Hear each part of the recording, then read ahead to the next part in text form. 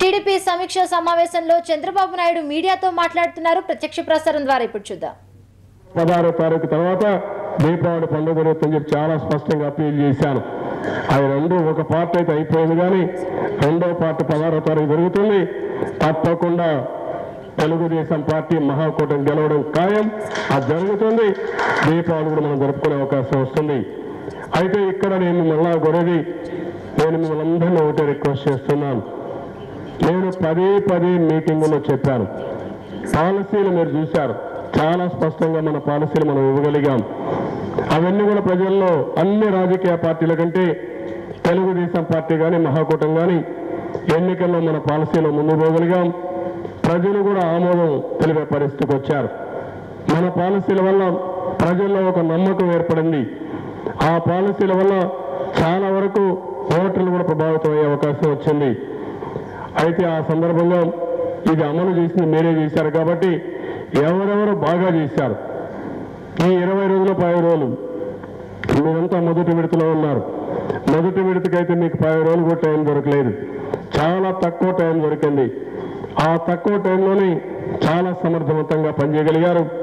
ఆ పనిచేసిన దాంట్లో మీ అసెస్మెంట్ అంతా కూడా మీలో ఉండే 20-30 మంది లీడర్లో ఎవరెవరు ఏ విధంగా పనిచేయగలిగారో మీరు సమాచారం ఇస్తున్నారు. అదే మరి ఈరోజు ఇవ్వగలుగుతారా లేదో మీరు ఒకసారి ఆలోచించండి.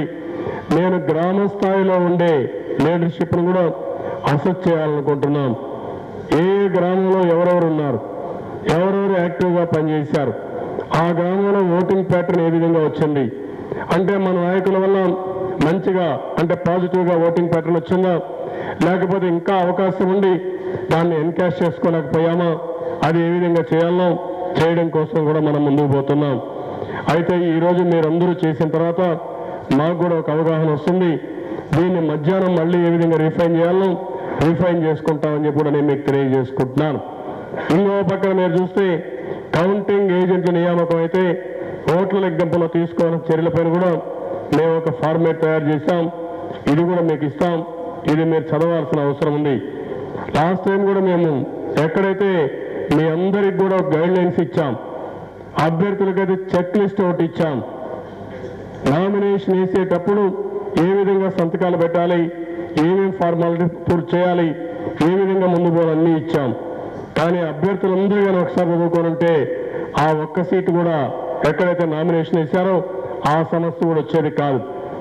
కానీ ఏది ఏమైనా కూడా మళ్ళీ కౌంటింగ్ అప్పుడు ఎలాంటి చిన్న పొరపాటు జరగకుండా జాగ్రత్తలు తీసుకోవాల్సిన అవసరం ఉంది. దానికి మీరందరూ కూడా ఇవన్నీ ఎప్పటికప్పుడు చదువుకొని మేము కూడా ఇన్ఫర్మేషన్ అయితే మళ్ళా మీరు పంపిస్తున్నారు, క్యాండిడేట్స్ పంపిస్తున్నారు. ప్రతి ఒక్క పోలింగ్ స్టేషన్లో ప్రతి ఒక్క పోలింగ్ బూత్ వారిగా ఎన్ని బూతులు ఉంటే అన్ని బూతుల్లో ఏ పార్టీలకు ఎన్ని ఓట్లు వచ్చినాయో అవన్నీ కూడా రికార్డ్ చేసి అఫీషియల్ డాక్యుమెంట్ ఇక్కడ పంపించాల్సిన అవసరం ఉంది. అది కూడా పంపించాల్సిందిగా నేను కోరుకుంటూ ఈరోజు ఇక్కడికి ఇచ్చినప్పుడు మీకు ఇవన్నీ కూడా చాలా క్లియర్గా ఈ సమాచారాన్ని ఇమ్మని చెప్పాం. అదే మరి ఇంకో పక్క పోస్టల్ బ్యాలెట్లు కూడా మిమ్మల్ని అప్రోచ్ కమ్మన్నాం. ఎక్కడికక్కడ ఆ పేర్లను తీసుకొని ఎవరైతే ఎంప్లాయీస్ ఉన్నారో ఎవరికైతే పోస్టల్ బ్యాలెట్ ఇచ్చారో వాళ్ళను కూడా అప్రోచ్ అయ్యి అటు ఎంపీకి ఎమ్మెల్యేకి మనకు ఓట్లు వేయించమని చెప్పి మిమ్మల్ని రిక్వెస్ట్ చేశాం. అది ఎంతవరకు చేశారో ఆ సమాచారం కూడా ఇవ్వాల్సిన అవసరం ఉంది. ఇదే కాకుండా భవిష్యత్తులో ఆ నియోజకవర్గంలో ఎలాంటి చర్యలు తీసుకుంటే పార్టీ ఇంకా స్ట్రెంగ్త్ అవుతుందో ఈ సమాచారాన్ని మిమ్మల్ని కూడా నేను చెప్పడం జరిగింది. ఇవన్నీ ఇవ్వడం కోసం మనం ఇక్కడ సమావేశం అయ్యాం. మామూలుగా అయితే 10 గంటలకే ప్రారంభించి 10:30-11 లోపలనే మీరు కూర్చోవాలనుకున్నాం, కానీ కొంత ఆలస్యమైంది. ఏది ఏమైనప్పుడు కూడా కనీసం ఒక 2.5-3 అవర్స్ మీరు కూర్చోవాలి. మీరు పోయే లోపల మీ నియోజకవర్గాల గురించి ఒక స్పష్టమైన అవగాహన నాకు ఇచ్చేయాల్సిన అవసరం ఉంది. మేము వీలైనంత వరకు ఒక మాటలో చెప్పాలంటే ఆ నియోజకవర్గంలో బాగా పనిచేసిన వాళ్ళని అక్కడ అభ్యర్థులను అడిగాం. కొన్ని వరకు పేర్లు అయితే మేము పిలిపించడం జరిగింది.